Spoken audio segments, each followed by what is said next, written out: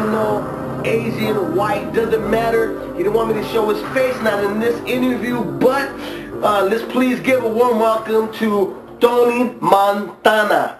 How you doing, Tony? I'm doing good, man. How you doing, man? You know, you look like you're doing pretty good yourself right now. I can see you're doing big time shit, you know. I'm doing all right, Tony. Thank you very much, man.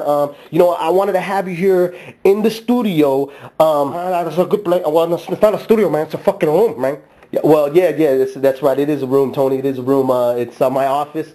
Anyway, so let's get down to it. I heard you're a big fight fan. I love it, man. You know, I love the fight game, man. You know, the boxing and all that, man. You know, back in the island when I was a kid, I saw like, you know, I love, you know. I live for that shit, man. It made me tough, you know.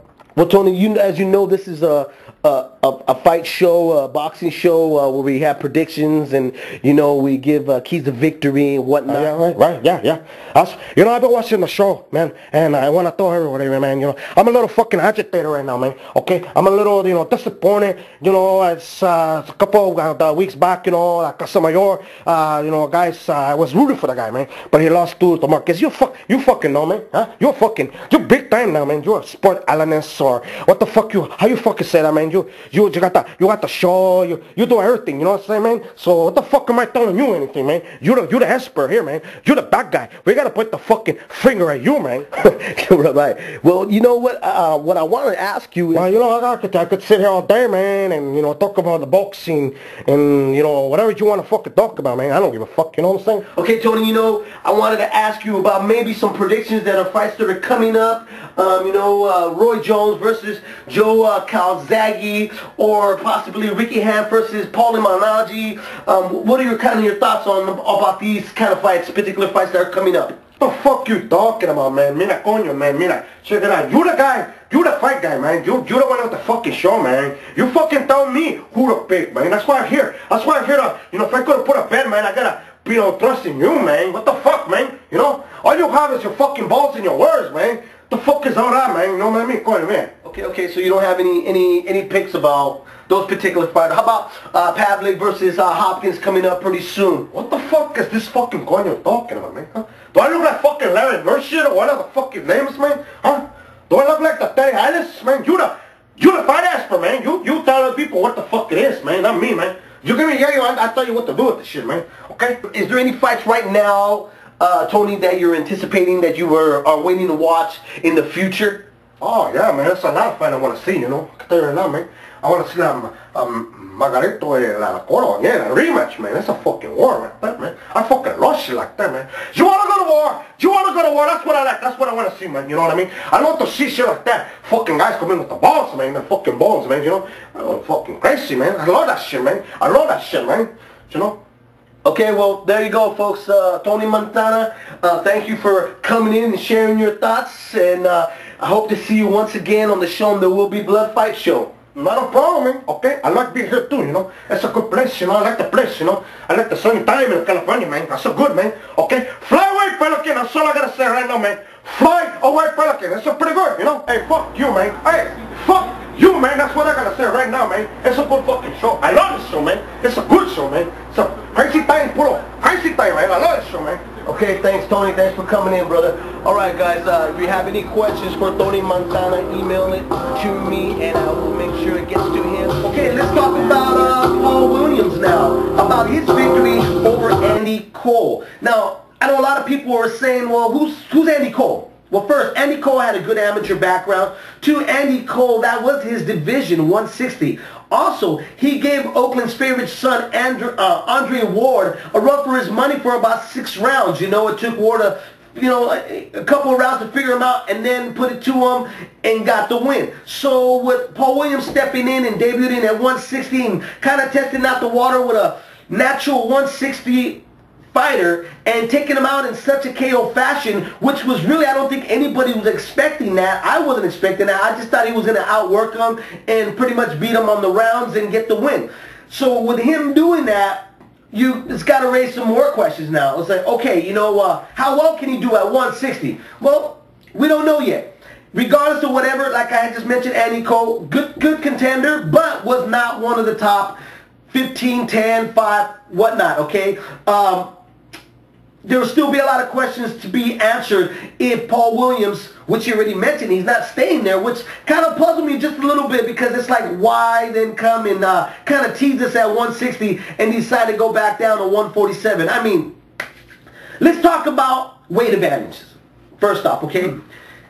If you ever lace up gloves and you decide to become a competitor, or you decide you want to go to pros, or whatever the case is, you normally try to find certain advantages that you're going to have over certain fighters. So, I know some folks are like, he's just being a bully. He's being like Margarito. These are big guys that belong at 154 or 160. Well, just because you can make 160 or you can make 154 doesn't necessarily mean you can be good in that division. So, tall guys, big guys normally would tend to drop down weight where they can be more of a massive threat or have a strong following at that particular division, where they can get the big money fights that they're looking for, where they wouldn't really be able to get at a weight where they should be at, right? Now, let's think about it. Let's think about, what if every fighter that was really not in their natural weight did not decide to dehydrate themselves to make that weight? Will we have these particular Hall of Famers around if they had decided to say, I'm not going to, water drain myself to make this particular weight? First fighter that comes into mind, we wouldn't have Tito Trinidad at 5'11", fighting at 147. First guy. Oscar De La Hoya fighting at being 5'10 and a half, fighting at 135, 140, 147, right? We wouldn't have Bernard Hopkins being 6'1", fighting at 160 when he's more of a natural light heavyweight. Winky Wright also fighting at 154 when he was more of a natural 160, 168. Thomas the Hitman Hearns fighting at 147, being 6'1", 6'2", right? When he's more of a natural middleweight. So, a lot of times, these guys do these certain things to make this weight to establish themselves. If you notice that after they make a big noise in that particular division and they get the recognition that they're looking for and they feel they've accomplished everything they can in that particular division, they move up in weight. And then these become, pretty much, most of them become ordinary. They're not much as a massive threat, okay? Now, first guy that comes to mind where, some folks will be like, well, if you're 5'11", you should fight at this weight. I'll give you a perfect example. Diego Corrales, rest in peace, fought at 135. Now, this guy was 5'10", 5'11", fighting much smaller guys that were 5'7", 5'8", okay? But when he decided to move up, even after ring war, whatever the case is, move up to 147, he was ordinary. He wasn't that much of a big threat at 147. Same thing with Ricky Hatton. At 140, he's a major threat, but really, he's draining himself to make 140. He makes 147 more natural, but was he a major threat at 147? No. So, there are particular reasons why certain fighters do certain things.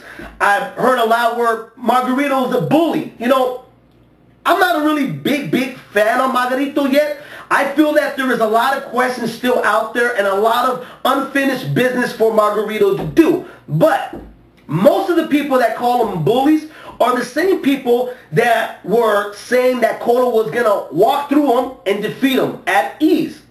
Now that that didn't happen, they're kind of blinding themselves with the whole nationality thing. Don't want to, face the fact that their guy lost, this guy won. Give this guy his props, because regardless if he's 5'7", 5'6", well, 5'6", 5'7", 5'8", 5'9", great fighters find a way to defeat a guy that has maybe a little bit more edge than him, or advantage, height, reach, or weight.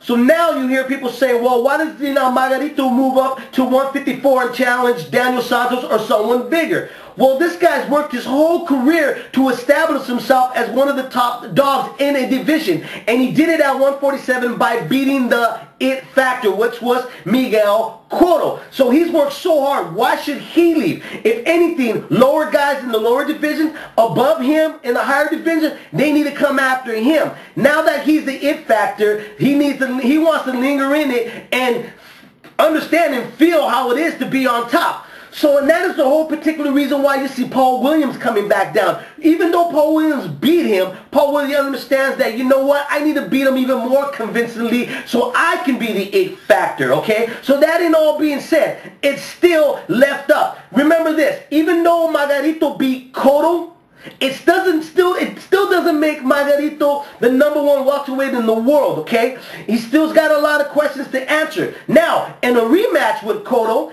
if Cotto wins, he's a great fighter. Because great fighters find a way to defeat their conquerors. Now, if Margarito wins, then he just beat a guy that had left everything he had back in their previous bout.